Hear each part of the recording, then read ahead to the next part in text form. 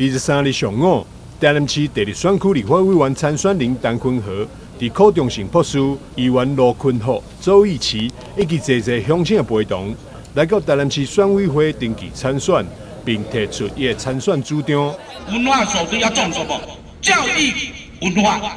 所以呢，昆啊争取台南优先的建设。那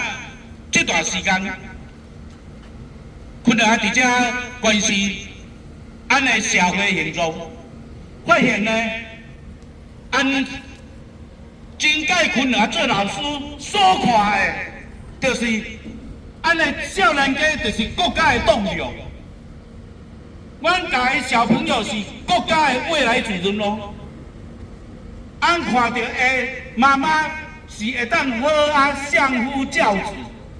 啊然后呢，家己阁会当做活动，嘛会当做家己的手艺。但是今仔日个看开，我们的乡亲看到我们的年轻人要买房子真的很痛苦，问题出在哪里？出在我们的政府的执政没有做好均衡发展，所以呢，以台南市为例，就是位伫按溪南府城草地皮，将这个台南市也阁有3/4的面积放去伫遐旁溪北山区都甲放下去，这个怎么是有为的执政者？所以呢，昆和参选